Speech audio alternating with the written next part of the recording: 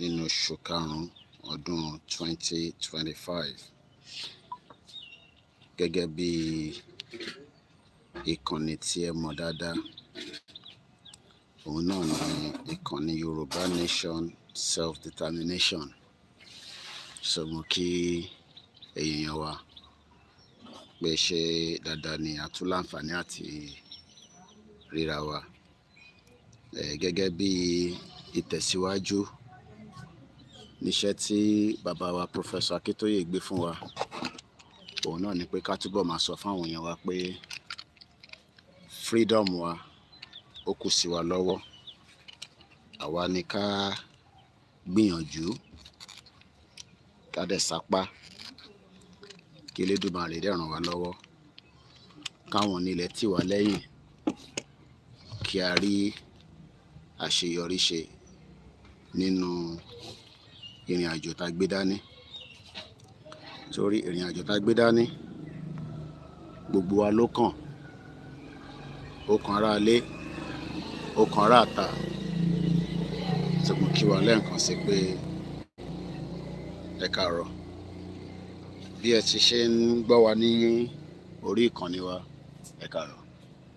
Òun náà ni pé ká túbọ̀ máa sọ fáwọn èèyàn wa pé a fẹ́ freedom. Kí ló wá ń pè ní freedom? Kò ń ṣe tíyàn lè wọnú mọ́ṣáláṣí kò sáré rà kó jáde, àmọ́ èèyàn lè ṣàdúrà nínú mọ́ṣáláṣí k'Ọlọ́run dẹ̀ tarí èèyàn kéèyàn rí freedom. Freedom ń ṣe tí wọ́n ń tà nínú church, bọ̀ tó bá ṣe àdúrà tó pọ̀ Ọlọ́run lè jẹ́ kí freedom ẹ kó jáde nínú church.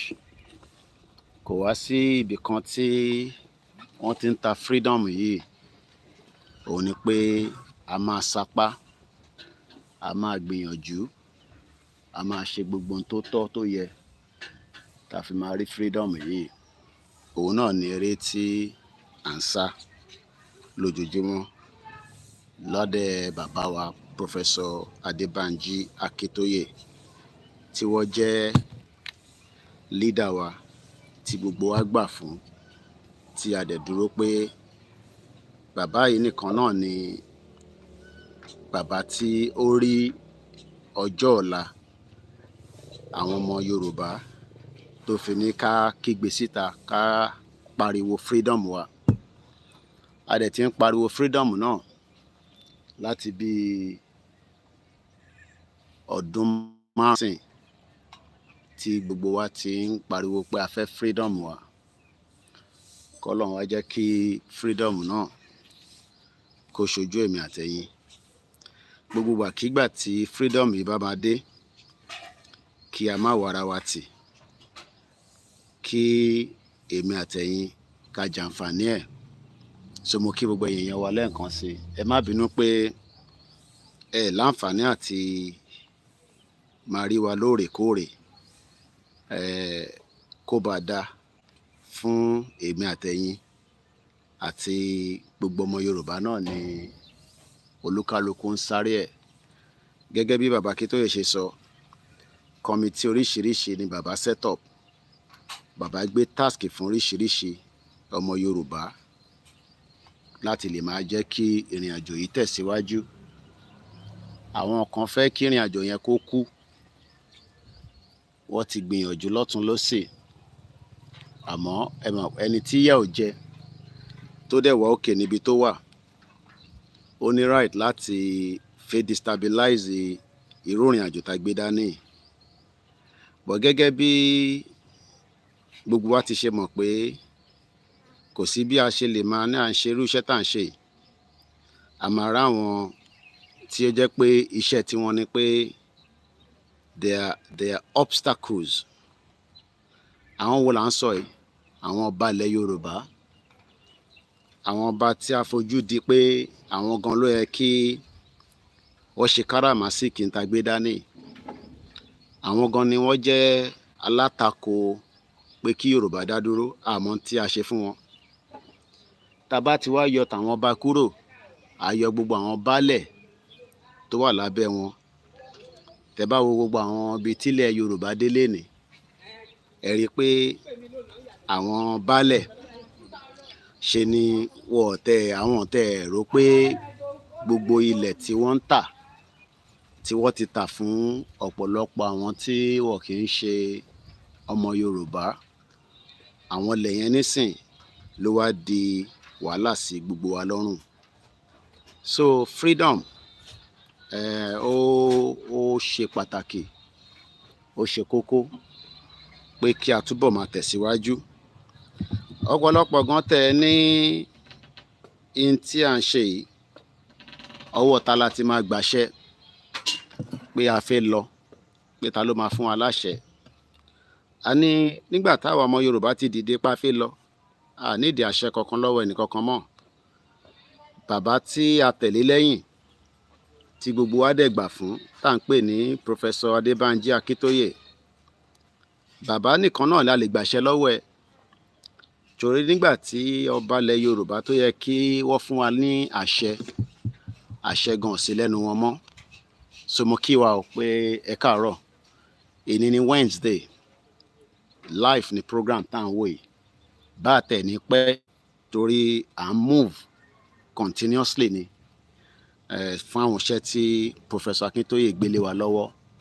So we are moving from one part of Yoruba land to one part of other African country, to European country, to Asian country. So a lè wà anywhere at any given time.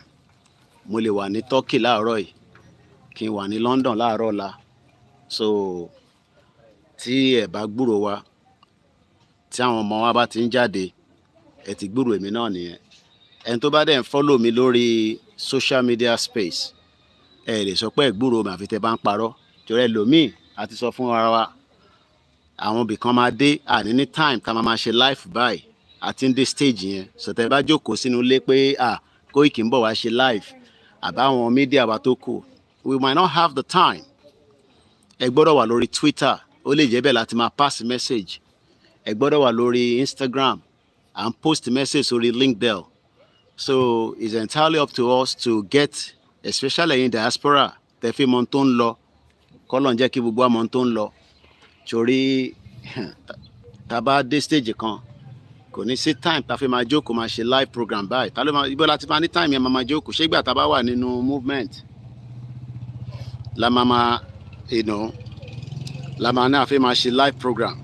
But tá bá wà lórí Twitter, tá bá tweet, tẹ́yìn ò bá wa pick tweet yẹn, ẹlòmíì ò tẹ̀ ní mọ̀ pa ti tweet láti bí 3 days. Ọlọ́mọ yẹ kí emergency gan tẹ̀ wà. Torí nígbà tíyàn bá ní emergency, Ọlọ́run jẹ́ kárí emergency, tí ó di pé federal government bá gbé wàhálà wọn dé nígbà tá bá jáde, tá dẹ̀ sọ pé èèyàn ọmọ Yorùbá tẹ́ wà lábroad o, nǹkan báyìí ti ṣẹlẹ̀ o, orí Twitter dẹ̀ la bá ti send message yẹn. Sí lórí Twitter, a ti sọ yẹn fúnra wa láti bí ọdún 4. And it's just unfortunate that a ní láti continue láti máa sọ náà ni. So that kó má di pé dẹ̀ sọ fún wa pé bó ṣe máa rí nìyẹn. Lè jókòó sórí YouTube kẹ̀má náà ń dúró de notification Koikimedia, ẹ̀ ń dúró de Yorùbá World Media. Strategy lè change along the line. Ó lè jẹ́ orí Twitter la máa focus sí, ó lè jẹ́ orí Instagram. But nígbà tó bá yẹ pé ojú kan ni la bá wà, tó jẹ́ pé a dẹ̀ ready láti shift, ẹni tó ti ń lo Facebook kò lè náà gbọ́dọ̀ mọ bó ṣe ń lo Twitter. Ẹni tó ti ń lo YouTube, lè sọ pé ẹ gbọ́dọ̀ mọ bó ṣe ń lo Twitter àbí Instagram. So mo tún bẹ̀ wá lẹ́ẹ̀kan sí, ẹni tó ní Twitter, ẹ lọ open account yẹn, free ni, ọ̀fẹ́ ni. Ẹ ti ní email, ẹ̀yin grandma tẹ́ bá mọ̀ nípa ẹ lọ sọ fáwọn ọmọ yín, àwọn grandchildren yín pé Koiki ní kó bá yín ṣí Twitter. So that látòrí Twitter yẹn, a ní àwọn message, ẹ lè kọ Yorùbá, kò ń ṣe dandan ní kẹ́kẹ́ English. Ẹ lè retweet, tẹ́ bá ti get the grasp of it, kò ní pẹ́ mọ́. We want our people to be free. But ṣé tá bá máa free yẹn, ṣẹ́nu lásán la máa fi free? Àkọ́ sọ pé we want to be free, Yorùbá nation now. Kí ni ọ̀nà tá máa fi free òun ni ìbéèrè tọ́pọ̀lọpọ̀ bá ń béèrè. Ṣé jẹ́ ká sáré ka orin ìbílẹ̀ wa. Àwọn gọ́vnà àwọn yẹn fi orin yẹn wọ́n fi ṣe camouflage fún wa. Mo tún rí àwọn kan tán náà tún ń ṣe summit. Odindi Ọọ̀ni of Ifẹ̀, kábíyèsí o, ẹ jẹ́ n ṣí fìlà torí a gbọ́dọ̀ disrespect orí adé, torí wọ́n ti sọ fún mi pé wọ́n ń gbọ́ mi ní palace. Mo gba message láti Ilé Ifẹ̀ pé Koiki, kábíyèsí ń gbọ́ ẹ, Ọlọ́run dẹ̀ ní jẹ́ kémi yájú sí àwọn ọba ilẹ̀ Yorùbá. So mo kí kábíyèsí Ọọ̀ni of Ifẹ̀, Ọ̀jájá the second. Ọ̀jájá ṣe meeting security summit. Àgbọ́pá àgbọ́pó látọdún kan. Àwọn kan tún kóra wọn jọ sí Ìbàdàn, wọ́n náà wọ́n ṣe security summit. Ṣé ṣanọ́mà? Mò ń béèrè ni o. Àyájú sẹ́nì kankan o. But ṣé anọ́mà? Odindi kábíyèsí, the royal father of Yoruba land, ó pe gbogbo àwọn ọba jọ, ó pe Gani Adams, àti mọ̀ pé èèyàn tẹ̀ ní kankan tó fẹ́ ṣe. Ó pe Ìgbòho lórí Ìgbòho wà ní Germany. Ìgbòho ní kó jẹ́ kóun wọnú igbó, kí Koiki tẹ̀lé òun àtàwọn tájọ máa lọ ká lọ perform miracle fáwọn tó ń bẹ nínú igbó. Gbogbo àwọn baálẹ̀ oríṣiríṣi sọ̀rọ̀, wọ́n mu drink. After that àgbọ̀n kankan mọ́. Àwọn kan tí wọ́n tún ní kábíyèsí tí wáṣẹ̀ tún bi wá pé kí la fẹ́. Ṣé kábíyèsí òun tí mò ń ta fẹ́? Ṣe rí ẹnu ẹ jẹ́ n kọ́kọ́ káńtẹ̀mù wa náà so kí n tó máa tẹ̀síwájú. Iṣẹ́ wa fúnlẹ̀ wa, forílẹ̀ ibi wa, kágbéga kágbéga kágbéga fálérí. Ìgbàgbọ́ wa ni pé bá ti bẹ̀rù làbọ̀ mọ́, ká ṣiṣẹ́ ká ṣiṣẹ́ ká ṣiṣẹ́ ká jọlá. Ìṣọ̀kan àtòmìnira ní kẹ́jẹ́ ká máa lépa. Ìtẹ̀síwájú fọ̀pọ̀ ire àtòhun tó dára. Ọmọ Oòduà dìde, bọ̀ sípò ẹ̀tọ́ rẹ. Ìwọ ni ìmọ́lẹ̀ ògo adúláwọ̀. Má lọ dira dáadáa. Indian àti Pakistan, ogun ti bẹ́lẹ̀ bọ̀ díẹ̀díẹ̀. Indian ti attack Pakistan lánàá. Indian dẹ̀ náà wà justified láti attack Pakistan. Àánú mi máa ń ṣàwọn bí àtẹ̀ fẹ́ kí Yorùbá nation wáyé. Ṣé kò tẹ̀ ká máa prepare fún eventuality of a Fulani attack? Látijọ́ tí Tinubu ti wà lórí oyè, kò ever sọ fún wa pé kí ọmọ Yorùbá o kó prepare fún drill. Ta ló mọ̀ tán ń pè ní drill? Pé just in case àbámọ̀ tí Fúlàní bá tẹ̀ attack wa, kí la máa ṣe? Ever gbọ́n kankan pé gọ́ọ̀mẹ̀ntì ní a lè ṣe báyìí, a lè ṣe báyìí, ká má ṣe báyìí. And it's very sad that ní gọ́ọ̀mẹ̀ntì tó ń prepare aráàlú fún emergency. Bí Yorùbá nation bá tẹ̀ ń ṣe tí ó wà lórí table, ó jẹ́ kí gọ́ọ̀mẹ̀ntì máa prepare wa fún eventuality of emergency. After tá à ń gbọ́ oríṣiríṣi nǹkan tí ó ń ṣẹlẹ̀ nínú Nàìjíríà. Mẹ́wàá dẹ̀ ń ṣẹlẹ̀, àfẹ́ni bá ń parọ́ fúnra wọn. Mẹ́wàá ń ṣẹlẹ̀. But we are living in denial on a daily basis. And we continue to live in denial until we get into a massive problem. The current situation tí Nigeria wà nínú ẹ̀, ó tó kí gọ́ọ̀mẹ̀ntì máa sọ fún gbogbo state governor kó máa announce lórí radio station pé a kì í mọ̀ just in case tí Fúlàní bá attack wa kí la máa ṣe. I mean, ǹjẹ́ àwọn èèyàn tẹ̀ mọ́ tó yẹ kó ṣe tí situation bá arise, but nítorí pé government ò fẹ́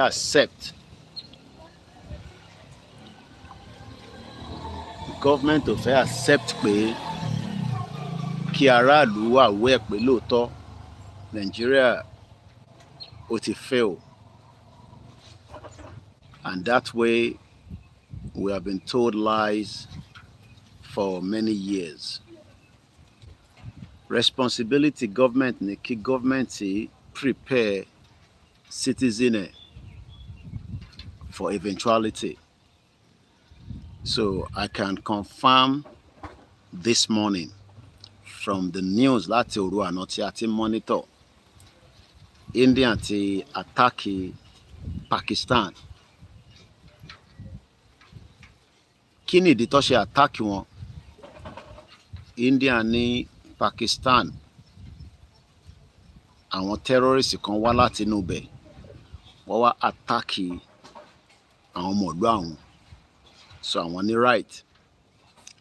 After 2 weeks the incident ìgbà I believe wọ́n dà pé ìgbà Easter ní incident yẹn ṣẹlẹ̀, ni wọ́n lọ attack province kan ní between India and Pakistan, àwọn terrorists. But since tó jẹ́ pé government tí ó mọ value àti ìwúlò aráàlú, government yẹn kò dúró fún ìlú míì àbí àwọn ẹlòmíì kó sọ ohun tó yẹ kó ṣe gẹ́gẹ́ bí ìgbésẹ̀ tí government gbọ́dọ̀ ṣe. Mo kàn jẹ́ kí àwọn èèyàn ní background how useless your federal government is. Látòrí president yín títí dáwọn governors, they are all bloody useless. Nígbà tí wọ́n mọ value citizen.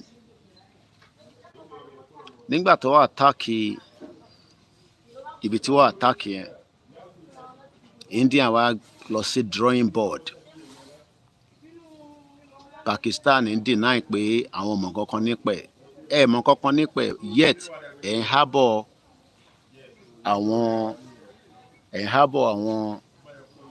àwọn terrorists láàrin yín.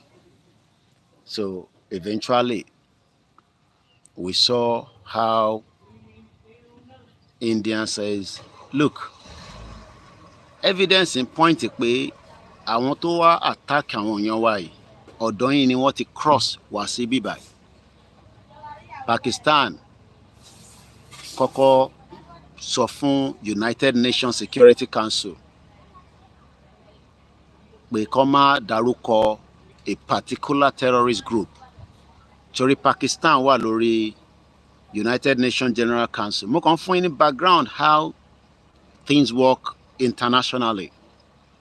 Torí ẹlòmíì tí làákàyè tó yẹ pé kò jù báyìí lọ, a máa béèrè pé ṣé rálì lè fẹ́ fi gba Yorùbá nation. But also I have told us in my last broadcast how diplomacy works. Pakistan suppress a statement tó jẹ́ kí UN release as not a permanent member, but as a member,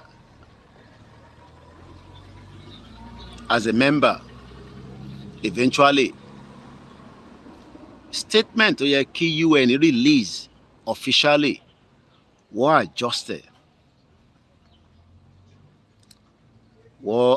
adjust the statement yẹn. India ò torí ẹ̀ má fi gbé ìgbésẹ̀ tó fi gbé. India went further and did exactly in tó yẹ kó ṣe. kí ni nǹkan tó yẹ kó ṣe láti defend the territory wọn against terrorists, láti protect it, because India mọ̀ pé tí terrorists bá ti di pé wọ́n invade àwọn continuously tí wọ́n dẹ̀ gbé ìgbésẹ̀, Indian will lose the kind of market base globally. In tó bá lè mú iPhone tèmi ń lò, iPhone méjì ló wà lórí table báyìí tí mò ń lò yìí. Some of these iPhone are produced in India. I don't think some of you know that. Nígbà tó di pé tariff ò ní ṣe tariff, mo sọ nínú program mi kan, ẹni tó bá rántí, pé wọ́n ship 1.6 million iPhones from India lọ sí America láti beat tariff. Now, ǹjọ́ possible pé ìlú tí terrorists yẹn attack, ǹjọ́ possible kí iPhone máa ṣe business níbẹ̀? Kí wá compare sí Nàìjíríà tá à ń sọ fáwọn èèyàn pé we have approximately 5 deadly terrorists. Ẹ sì gbé Yorùbá nation sẹ́gbẹ̀ẹ́ o. This is just the argument for the gullible ones. Àwọn tó ń pera wọn ní ọba, àwọn elite, àwọn politicians, àwọn olówó, àwọn actors, àwọn actresses, àwọn musicians.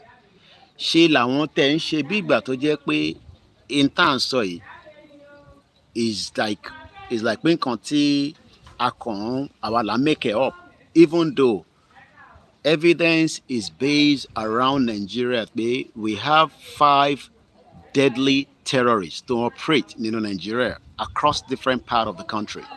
5 deadliest terrorists in the world. Ìbéèrè tí mo wá ń bi federal government ni pé kí ni responsibility wọn láti ṣe ààbò fún aráàlú? A rí pé from this government and the previous government kò sí ẹni ààbò kankan tó fi ṣe fẹ́ni kankan. Now, going back to India and Pakistan play defensive game pé àwọn ọmọ kankan nípa àwọn terrorists yẹn, even though àwọn ni wọ́n abọ̀ terrorists yìí. Tẹ́ bá rántí Osama bin Laden, he was living in Pakistan close to a military barracks until wọ́n detect pé ibi tó ń gbé nìyẹn. There's another man kan nísìn tí India ti pin down pé a wanted terrorist. Wọ́n ní security tó surround ẹ̀, gbogbo security tó surround ẹ̀. Gẹ́gẹ́ bí ẹ bá fa account number síta, torí a fẹ́ jẹ́ káwọn èèyàn wa kọ́ ràn wá lọ́wọ́. Àwọn èèyàn pè wá pé Koiki, yín walkie-talkie mọ́, kí ló tún ṣẹlẹ̀? Àwọn èèyàn tẹ́ ní megaphone làwọn fẹ́ nísìn, so ẹ̀yin èèyàn wa ìjọ ẹ jẹ́ ká raise owó.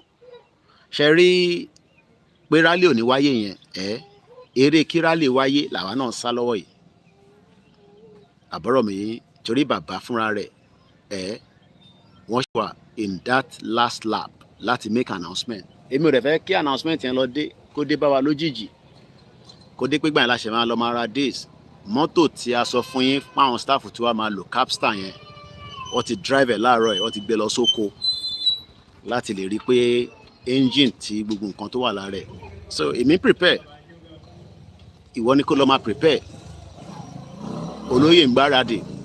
Ẹ̀yin tẹ́ ń béèrè kí n sáré mention ibẹ̀ tẹ́ máa ń béèrè pé ṣé Ìgbòho ń bọ̀ fún rally, ṣé Koiki ń bọ̀ fún rally, ṣé Bàbá Akíntóyè ń bọ̀ fún rally? Ẹ̀yin tẹ́ nìkan ṣe ní gbogbo ẹnu mo fi sọ, ẹnu mi gbà nìkan ṣe, nìkan ṣe. Okay? Ẹni tó bá nìkan ṣe tó bá ti pè fún rally, olóyè ni kó máa wá nínú rally, kó má jáde. Okay? Koiki ni kẹ́ máa wá nínú rally, kẹ́ má jáde. But ẹni tó bá ní làákàyè tó mọ̀ pé àti ní rally ń bọ̀, kò ní máa béèrè ìbéèrè yẹn pé ṣé olóyè, àwọn tàlímọ̀ṣọ́ náà sì bí mí o, mo gbà sí fún wọn ni o bí ṣe ń sọ náà ni mo ṣe gbà sí fún wọn so kẹ́ má rò pé bóyá bí ṣe sọ mo disrespect anybody. It is your responsibility. Jáde fún protest o protest kọ́ làwa ń ṣàwá àwọn tó lọ protest fún very dark man àwa ń béèrè fún kankan la ṣe fi jáde fún rally o wà á máa débẹ̀ yẹn mọ̀ ń bọ̀ subject to bí àwọn phones bá ṣe máa last.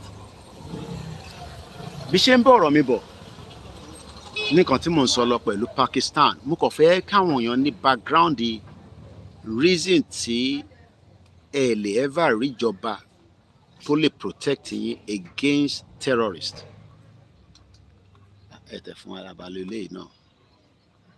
You will never see a government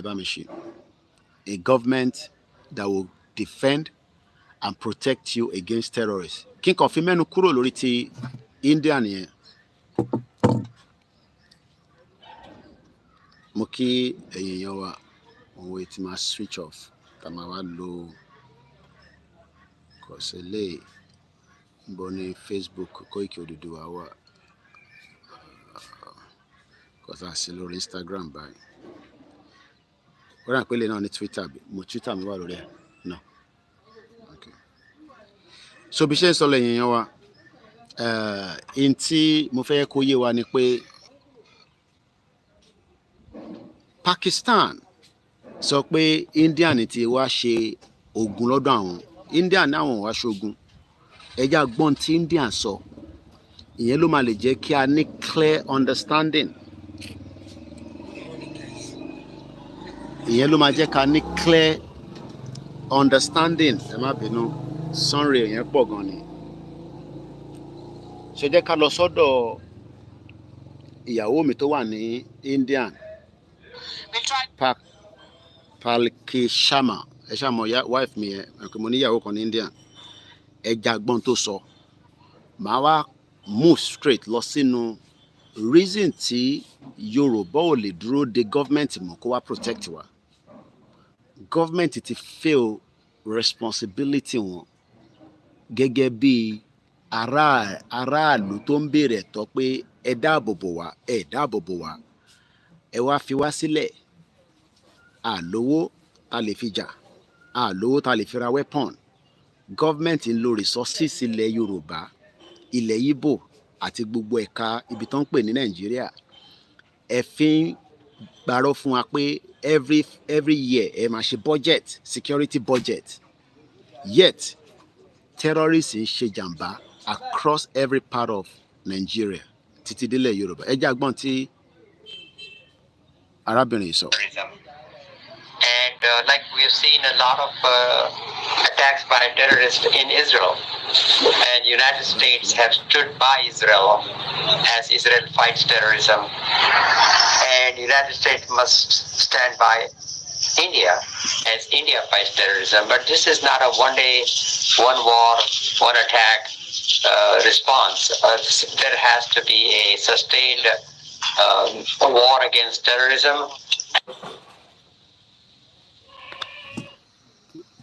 No.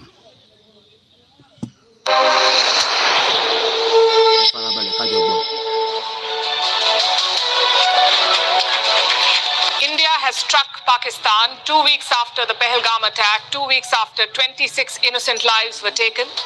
India has delivered justice to the victims. Pahalgam was the deadliest attack on... India has delivered justice for the victim. Ǹjẹ́ Nigerian government ṣe justice fún ọmọ Nàìjíríà tó ń pa lóòrèkóòrè?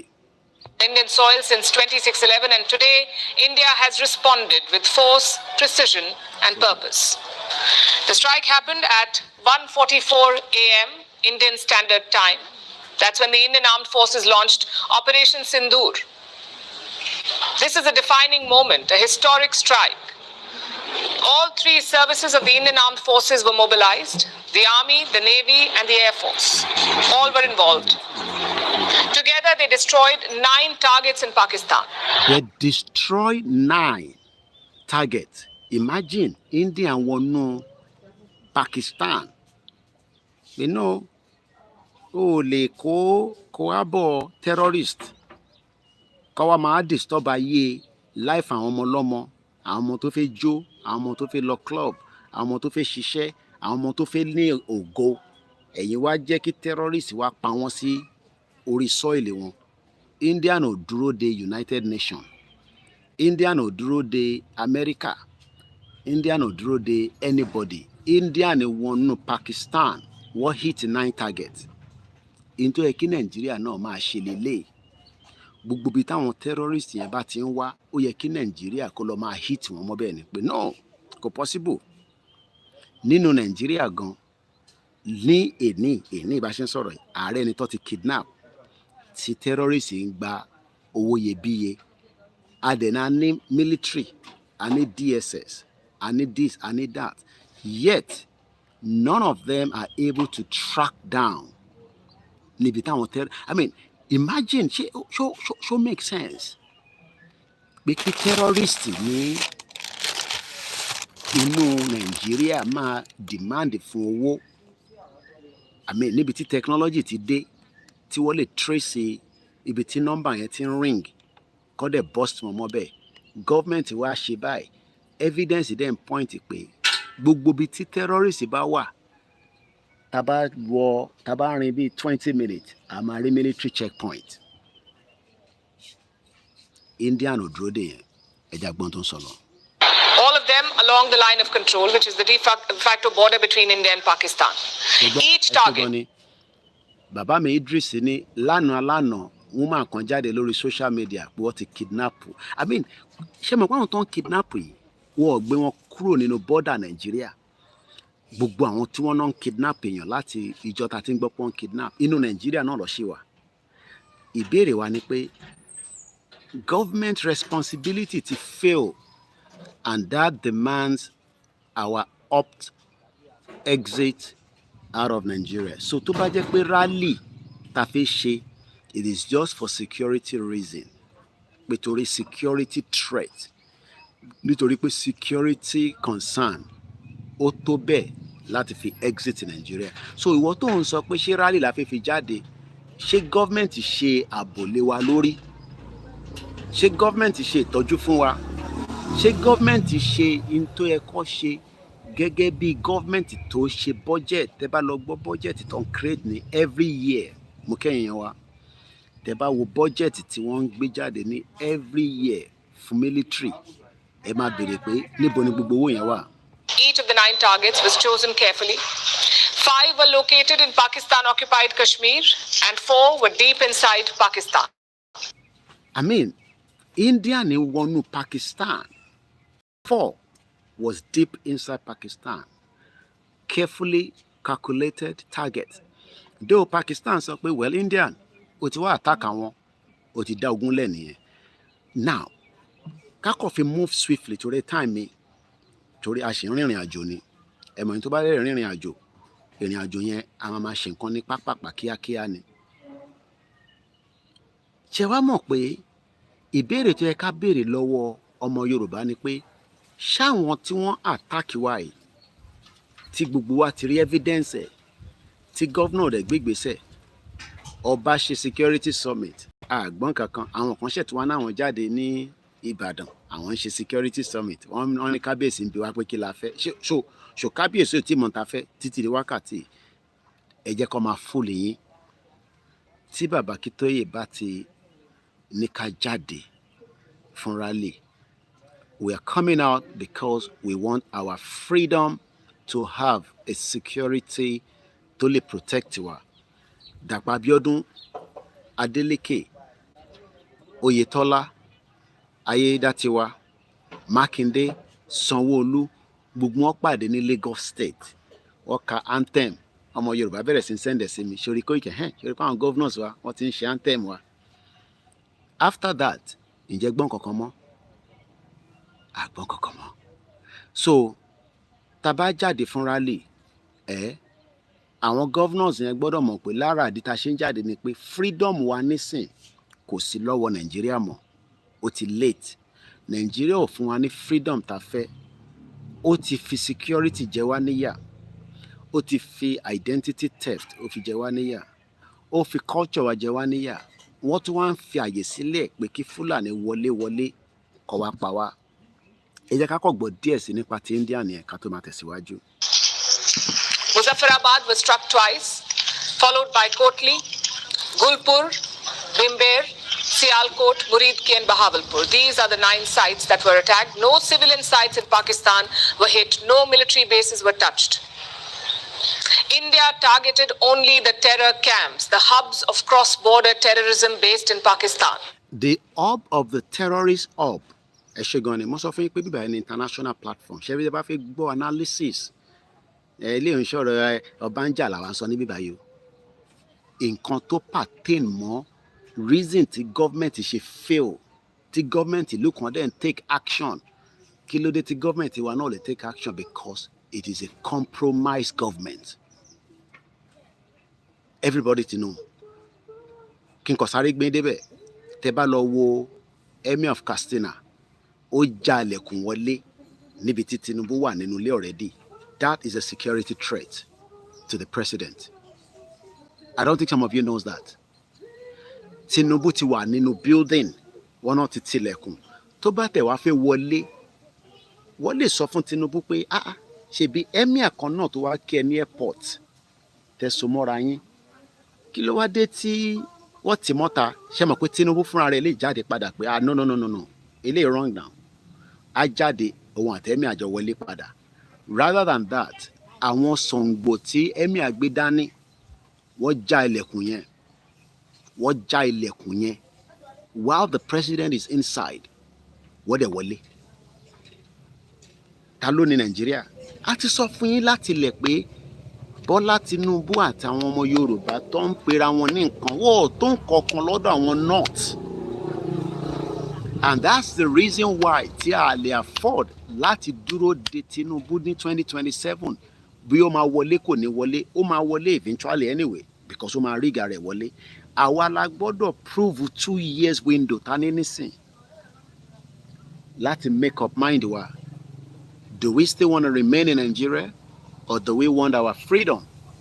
And since the gbogbo wa ti accept pa fẹ́ freedom wa, our responsibility is to push out. Nígbà tó bá ti di ká push out, which is exactly what we are doing right now.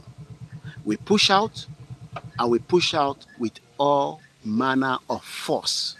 Tí bá ní force, kó bọ̀n jáde, padà jáde, but we are coming out to determine that in tó bá wù state government ní kó ṣe, we're not going out, we're not going back in rather.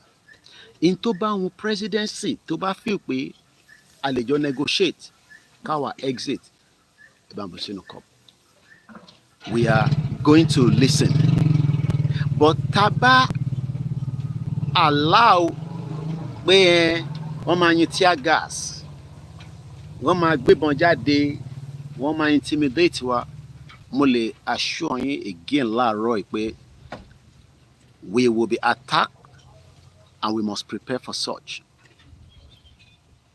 Kò sí government tí bódà kúrò ń ṣe Tinubu ló wà níbẹ̀. Britain. This is not intelligent now, okay? Kò ń ṣe pé mo get any intelligent. But based on inti àti analysis for the last 5 years, títí dé ìgbà tá a gbé lẹ́tà lọ ní last year, Britain ò tí ready pé kí Nàìjíríà kó pín. Tó bá jẹ́ pé Britain tó máa ń sọ pé àwọn like diplomacy, tó dẹ̀ jẹ́ pé they are diplomatic countries tí wọ́n ní làákàyè, ó yẹ kí wọ́n ti kọ́lé Biafra àti Yorùbá àti federal government kó ti pé gbogbo wa kó máa sọ̀rọ̀ pókè ṣe mọ̀ pé títí di bí ṣe ń bá yín sọ̀rọ̀ báyìí kò tí sí any kind of committee tí UK set up lórí question tó wà lórí pé ṣé Nàìjíríà country ni. Britain ń prove fún wa pé òun ti ṣe ní Nàìjíríà now, so kí la wá ń try láti fẹ́ uphold ẹ̀, kí la fẹ́ dá padà sí bó ṣe wà fún. Ṣe mọ̀ pé ó show pé Britain gangan ni the biggest obstacle tó wà nínú pé kí Nàìjíríà kó má lọ. Àwa la máa wá lọ sọ fún Britain nígbà tá a bá ti jáde fún rally pé in tí ẹ bá sọ làwọn government wa lọ́ máa fi react sí wa o. Ẹ gbọ́ mi dáadáa mọ́ Yorùbá. Tí government bá overreact pé à ń jáde fún ẹ̀tọ́ wa tí a dẹ̀ ṣe jàǹbá tí a dẹ̀ ṣe jàgídíjàgan ní gbogbo ibi tó bá ti ní ká jáde ní gbogbo ẹ̀kalẹ̀ Yorùbá tí gọ́vnà kan bá ní kí ọlọ́pàá yin tear gas wọ́n ní right wọ́n fẹ́ fi disperse wa ni pé ká máa lọ́lé àwa dẹ̀ máa sọ pé à lọ tó bá ti kúrò ní pé wọ́n yin tear gas tó di pé wọ́n yin live ammunition because normally kò jẹ́ kó yin live bullet wọ́n sì lè máa yin rubber bullet náà máa ń ṣèyàn léṣe ó lè dẹ́ gbòsẹ́ lára but tó bá yin live bullet tí ẹ̀rí dẹ̀ wà in any state pé wọ́n yin live bullet game yẹn ó ti change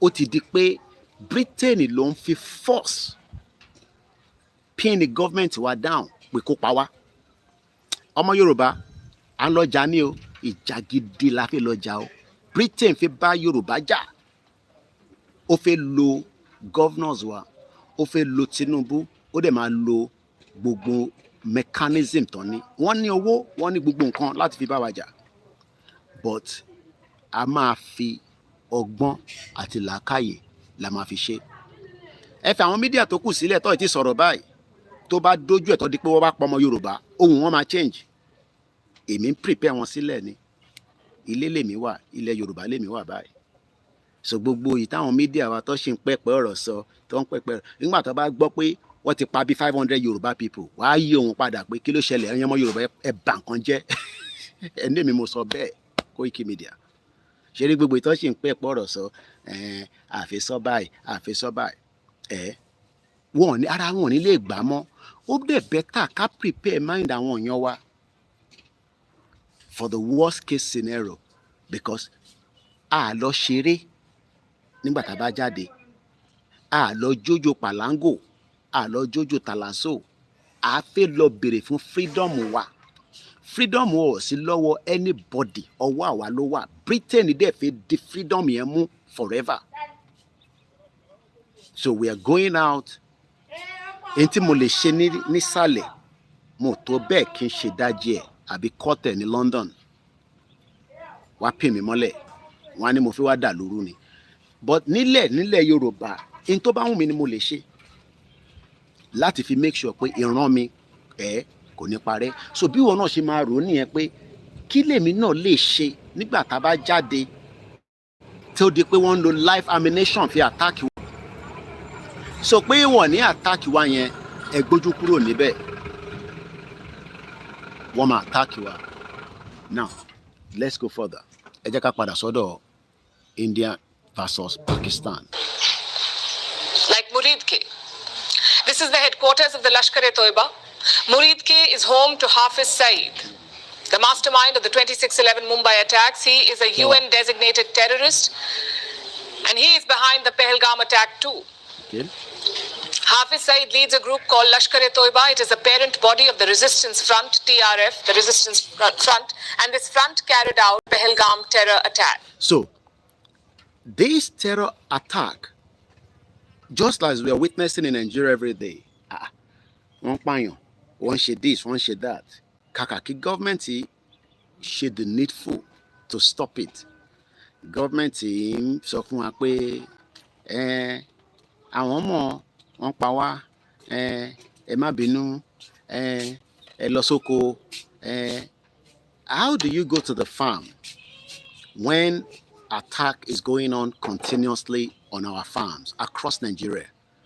How do you go out to run a normal services nígbà tí services tó fi lọ run yẹn it is under serious pressure from the terrorist attack? Now, a video came out surface yesterday. I'm still trying to look for the full clip. And tó bá ní clip yẹn lọ́wọ́ kó fi ránṣẹ́ sí mi. Because only 1 minute and thereabout ni video tí gbogbo wa rí ó sẹ́ndẹ̀ ó dípa bẹ̀rẹ̀ sí sẹ́ndẹ̀ síta. Mo fẹ́ ká gbọ́, this is the vision of the Fulani against, tó bá ń sọ̀rọ̀ Muslim, mo fẹ́ kí àwa Muslim, I was born a Muslim, and I was raised a Muslim. A lè má ka kéwú táwọn tọmọ kéwú, but mom sí mi Muslim, bàbá mi Muslim, okay? So tó bá ń sọ̀rọ̀ Muslim, torí tẹlòmíì tó bá ti gbọ́ pé Muslim ṣe lè máa freaked out bí ìgbà tó yẹ pé wọ́n ti fẹ́ pọ́n yín já, okay? All these Muslims that tell you tó bá ti gbọ́ Muslim, no, we're not talking about Southwest Muslim. We are talking about die-hard Muslims that are terrorists now. These are terrorists that doesn't give a damn about your life. They will kill you. Ọmọ àpáìdánù. Òun là ń sọ̀rọ̀ lé lórí. Ẹ̀gbọ́n tí arákùnrin àti woman yìí jọ sọ nínú interview yìí.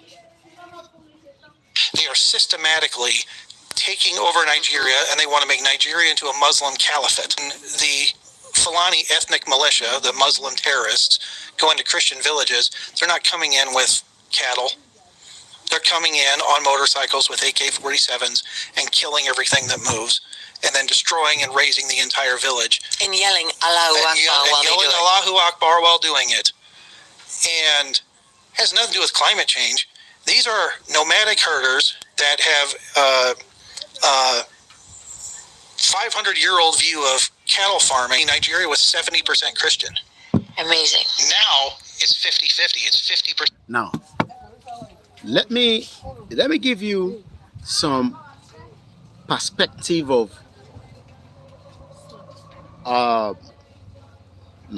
okay. Ẹ jẹ́ kí n fún yín ní perspective of the world 500 years old. Ọ̀pọ̀lọpọ̀ rò pé this agenda tí ó ṣe ń pop up lénìí in tó kọ̀ bẹ̀rẹ̀ ní 20 years ago ni no. There is an agenda that has been sitting for a very long time.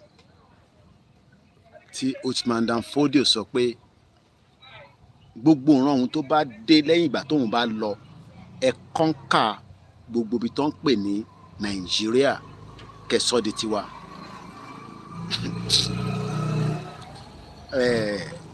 Láàárín bó máa kọ́ńkà wọ̀ kọ́ńkà, àwa kan fi tayín, àwọn kan fi jó ijó, àwọn kan fi kọ́lé, but as months and years àwọn èèyàn ń lọ díẹ̀díẹ̀, àwọn èèyàn ń kú díẹ̀díẹ̀, wọ́n ń kú díẹ̀díẹ̀, àwọn another generation náà tún dìde. Ṣé mọ̀ pé generation ni, as an example, Baba Adébánjọ, because he died at 90 plus, right?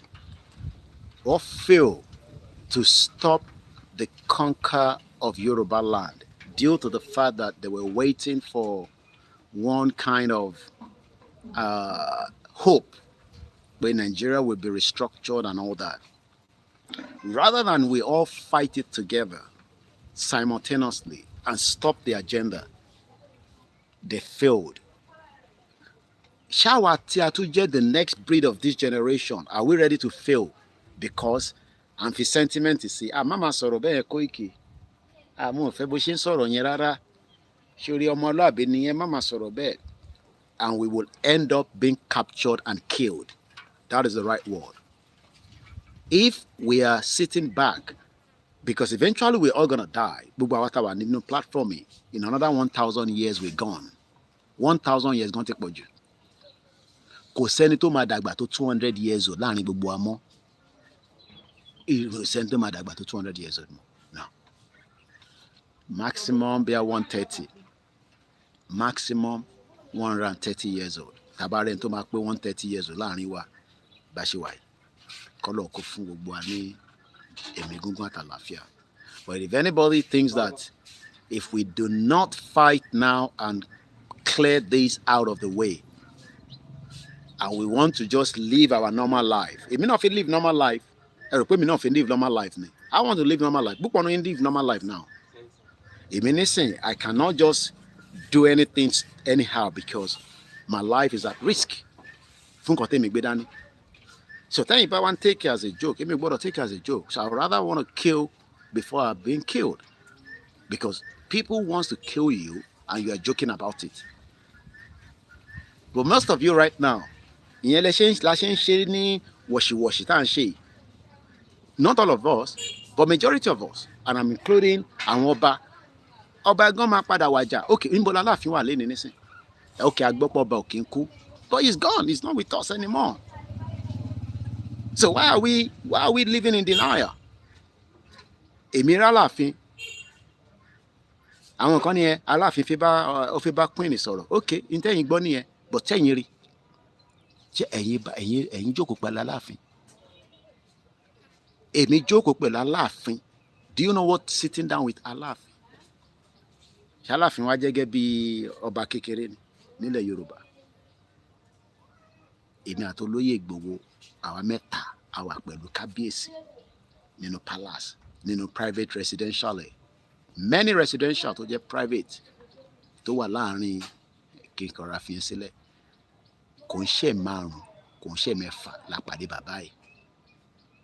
Sẹ̀yìn ṣẹ̀ wá ń sọ fáwọn pé ó fẹ́ lọ rí Queen, COVID wá ṣẹlẹ̀, ó wá kú. So time táwa fi lọ́rin yẹn ṣé àìtí bẹ̀rẹ̀ Yorùbá nation. It shows that we are living in denial and we are putting our life in danger. And the more we put our life in danger, the more people will die bit by bit. Méjì mẹ́ta. Eventually, gbogbo generation àwa tàjọ ń wo show yìí, àwa ti sọ di ẹlòmíì tẹ̀ rò pé bí a television program là ń ṣe. Okay, yàtọ̀ yá kí ló tún máa sọ lẹ́nu. Yeah, Koiki àti miss I like action. No, I don't want you to like my action. I want us to act now before it is too late. You're not liking me because of me. You are liking me because Yoruba land is on threat. But what I am saying is that my own lifestyle now has to be changed. Igbowo lifestyle has changed. Baba Akintoye lifestyle has changed. Do you know why? Because of Ntagbedani. So if we are now doing it as if we are dragging it, it shows that these are a set of people that are not serious. They doesn't want the land to be taken back from those that have held it on for many years and return it back to the true indigenous people. That's what I'm saying in there. Because if people are saying that,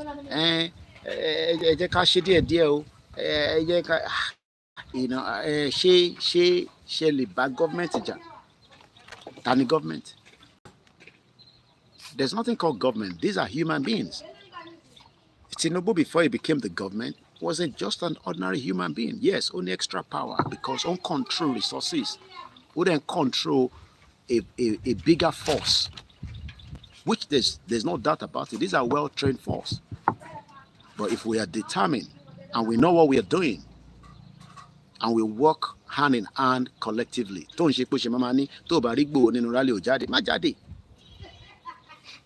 Nigeria at any time, they attack you.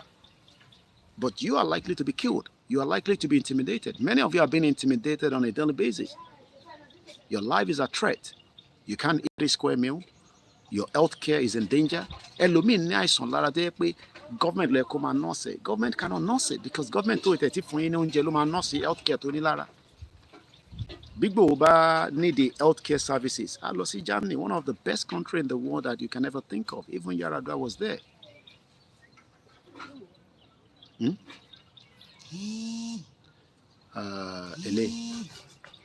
iPhone. So why then are we joking with this movement?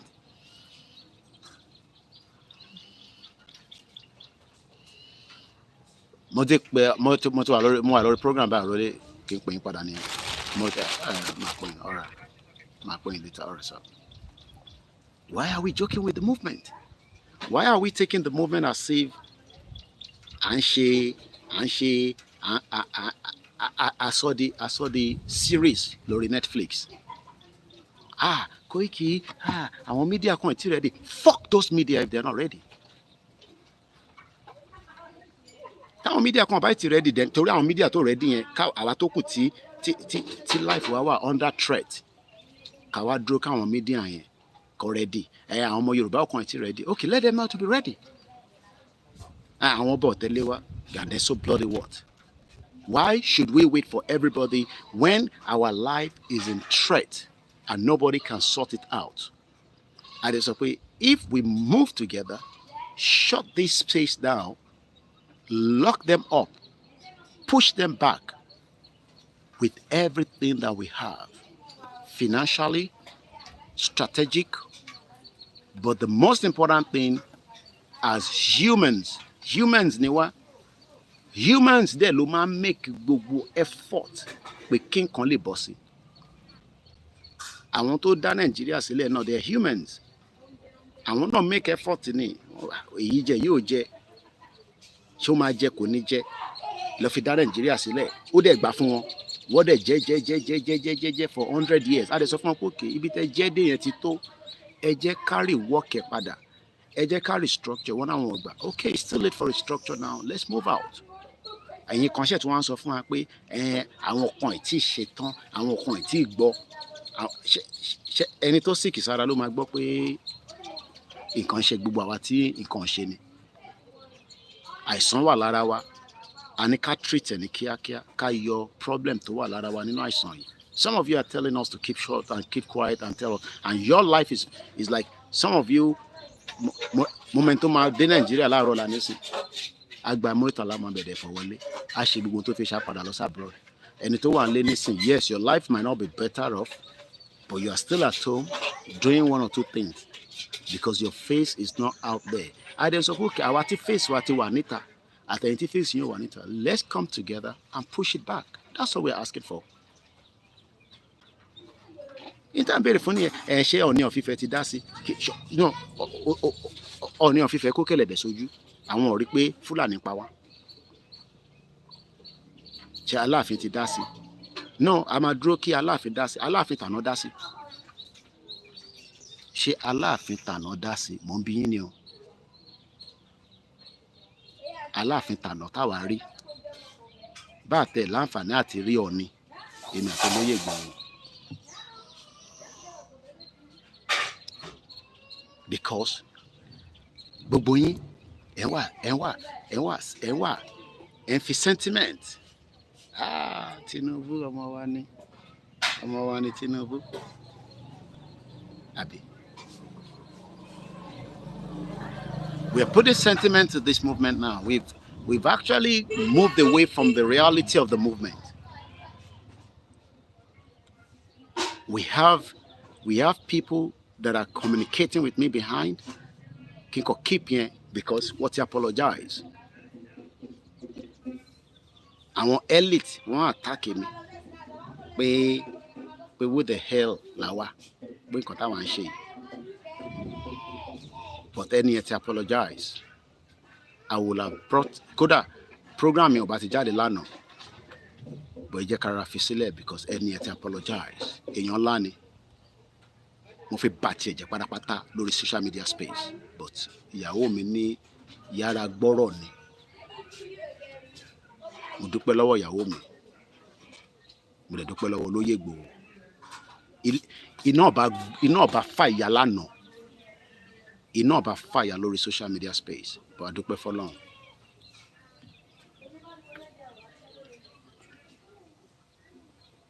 This is not the time to be sentimental. This is the time to show the real warriors in ourselves. This is the time to prove beyond the imaginative of the people out there in the world. This is the time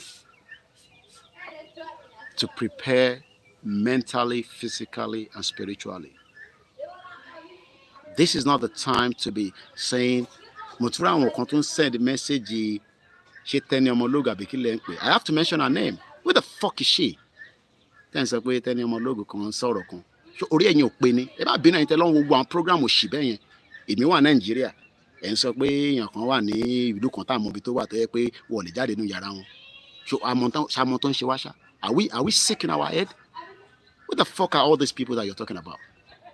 ìyàwó mi sì bí báyìí mo ṣe ráyè sọ̀rọ̀ bẹ́ẹ̀ yẹn o tó bá ti dìde ní sáré ṣé bí ṣe mi mo ti dìde nísìnyí tó tún bẹ̀rẹ̀ sí sọ̀rọ̀ báyìí ìyá mi dẹ̀ ti ní kí ẹ máa ṣe pé so what's wrong with us? Bàbá Akíntóyè wà níbi tó wà, Ìgbòho wà níbi tó wà, world media dúró dáadáa, aláǹgbá ní ẹjọ́ ló ti rí gbẹ̀yìn ìyẹn lọ ṣe ní gbogbo aláǹgbá ló dẹrí ló dánú bolẹ̀ àmọ́ etí inú rún gbogbo wọn. I don't think some of us understand what we are doing sef. Ẹ lọ máa wo show jagbajagba èyí tó yẹ kẹ́ save data yín wọ́n ní kẹ́ máa dá 1,000 síbì kan kẹ́ lọ dá síbẹ̀ wọ́n ní kẹ́ dá 500 síbì kan kẹ́ dá síbẹ̀ tẹ́ ẹ bá rí nǹkan tẹ́ fẹ́ wò lórí fóònù ẹ má ra data náà kí lè ra data fún kí ló ń wo pálapàla tẹ́ ẹ bá rí nǹkan tẹ́ lè wò ẹ lọ prepare bó ṣe ń ṣe weapon local made weapon tẹ́ máa fi jà a dẹ̀ ń ṣe bẹ́ẹ̀ nítorí wọ̀ pé à ń ṣe bẹ́ẹ̀ tá à ní làákàyè à ń sọ real deal níbí bá à ń sọ nǹkan tó jẹ́ fact tó jẹ́ pé our life is in danger. We prepare as 3, 4, 5 èèyàn márùn lè capture àdúgbò kan on our behalf tẹ́ bá mọ̀ tẹ́ ń ṣe. But when we have actually far away from the movement, most of us are far away from the movement now. That's all I can say. That's why I'm not hoping that many of you will come out. But like I said, the Lord of the land will go with us. The Lord of the land will move with us. It does not matter whether we are 10, we are 50, or we are millions. Because if we have 1 million and half of the million will be the one to truncate this movement, we might as well not go with that 1 million. Why do you think military are being ambushed all the time? They are being ambushed because there's a traitor among them. And when you have a traitor among you, you will be in danger. Don't expect you come out and see them. They're not going to come out. Prophet why should I run away? I'm not running away to anywhere. I stay here. So it seems some of us need to understand what this is all about. And I'll leave it like that for now this morning, because I should testify you. All I can say is that remove the fear from yourself so that the future that we want can come. Tinubu will die eventually in another 30 years. I told you that. If he survived 30 years as he is right now, it's just by the grace of God. Obasanjo is almost dying. He's going to die very soon anyway. So who the fuck are all these individuals that you're talking about? They've lived a better life, these people live life to the fullest. More than 50 million Yoruba people. They have the privilege. They had access to the government directly or indirectly. So you expect us to go and tell them the kings knows the right thing to do. They've become very they've taken us out of the real problem. So all I can say this morning as I leave us again is the task ahead is not big. It is how we are ready to manage it.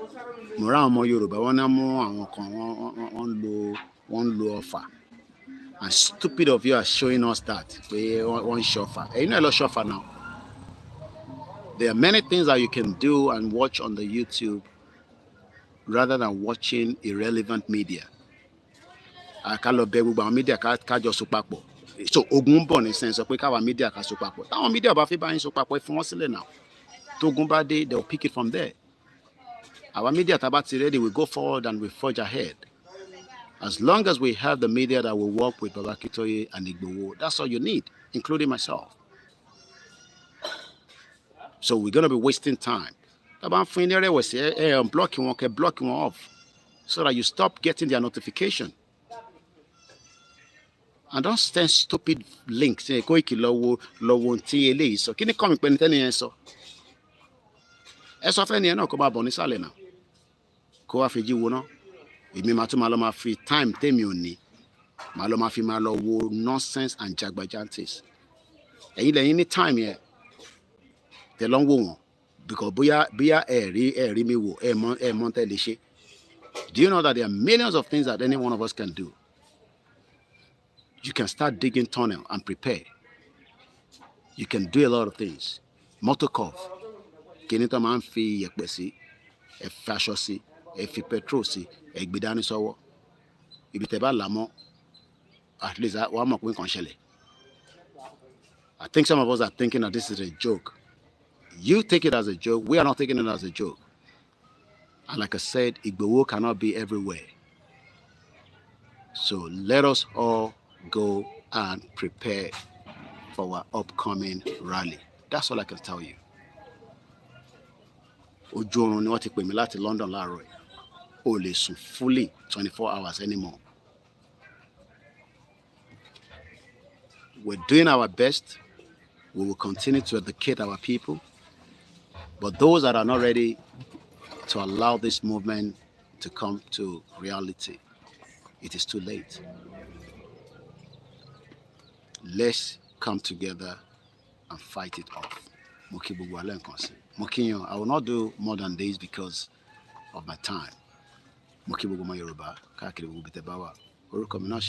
OLAYOMI KOIKI, tí gbogbo ẹ̀ mọ̀ sí Koikimedia. Àlàáfíà mo wà o, àdúró dáadáa.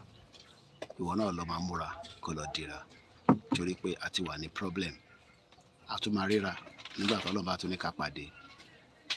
Ìwọ tí o ní kò ní ṣẹlẹ̀, no problem. Ọlọ́run ní jẹ́ kó ṣẹlẹ̀.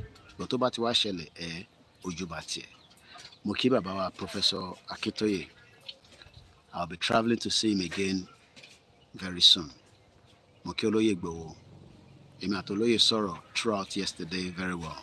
He's doing very well. He's in Germany, like I said.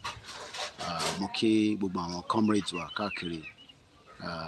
Gbogbo ẹ̀yin tí ara lè díẹ̀, kan náà comrades wa náà ní ara lè díẹ̀. Ọlọ́run bá fún gbogbo yín lálàáfíà.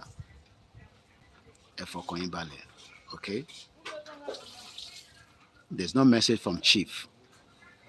But ẹ lọ múra sílẹ̀. That's all I can say.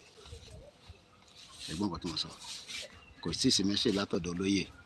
But ẹ lọ múra sílẹ̀. Igboho ṣá. Ọlọ́run bá aṣọ ẹ̀ dé nígbàkigbà tó bá ti fẹ́ dé. But for now, àwa ti wà l'Áfíríkà. Gbádùn Áfíríkà. Ṣìrálẹ̀. Ǹjẹ́ mo ti rá láǹgbàgbẹ́ yìí? Àdúrà wa gbà. Ẹ má wá gbàgbé ká tó lọ. Ẹ já raise a fund for platform wa. Ká tún lè ṣe one or two things. Kì í ṣe lè máa lọ díẹ̀. Gbogbo ibi tá à ń náwó sí, à ń sọ fún wọn pé kó pẹnu mọ́ ni. Àwọn walkie-talkie kankan ti dọ́wọ́ àwọn kan. A ní kó pẹnu mọ́. Nígbà tá a bá rí pé gbogbo èèyàn ti gbọ́ nísìn, má pè mí fún walkie-talkie, kò ń ṣe toy. Mo dẹ̀ ní kankan lọ́wọ́ mọ́. The last 10 tara àti disposal. Mo ní 5 megaphone àwọn tí mo fẹ́ fún mo ti mọ̀ wọ́n. So mo kàn ní láti fún wọn ní walkie-talkie pẹ̀lú ẹ̀ ni mo ṣe tí release ẹ̀. So tá a bá rẹ̀ tó sì fi ràn wá lọ́wọ́. Tó bá dẹ̀ jẹ́ pé YSDM náà ni ẹ ràn wọ́n lọ́wọ́. But whatever we have, we will go out. Kódà bó já wa mẹ́ta lọ bá pe rally la bá jáde. A máa pariwo freedom. Tó bá yẹ èyí tó kọ ẹ bá wa lẹ́nu ẹ̀. Torí tá a bá ní ká dúró de gbogbo àwọn bomb bastard a ní lọ sí anywhere. Ẹjọ́ ranù, ẹjọ́ òfò ló máa rò lórí social media. Ẹjọ́ tọ̀ síbẹ̀, ẹjọ́ ẹgbẹ́gàrí wá sí bíbáyìí. Fracas ayé wọn ti bàjẹ́, wọn mọ̀ ju fracas lọ. Tẹ́ bá dúró dà wọn yẹn, Ọlọ́run jẹ́ gba Yorùbá nation. Wọ́n tó bá nílò àkàyà mọ̀ pé púpọ̀ nù wọn lè wálé. Ẹnu lọ́mọ máa ní chapa lórí social media. Èyí tó dẹ̀ jẹ́ media Nàìjíríà, òun ò support yín tẹ́lẹ̀, àbọ̀ support yín. Media Nàìjíríà mélòó ló ń support yín? Ṣé máa ẹ̀ka tanra wa? So mo kí gbogbo alẹ́ nǹkan sí. I gotta go now because of my time. Mo kí gbogbo ilé nǹkan sí. Mo nílé máa dárúkọ everybody, but mo kí gbogbo àwọn. Àṣeyọrí la máa ṣe o. Orúkọ mi náà ṣe ní Koiki, tí gbogbo ẹ̀ mọ̀ sí Koikimedia. Bringing the world closer to your doorstep. Checking out. Bye for now.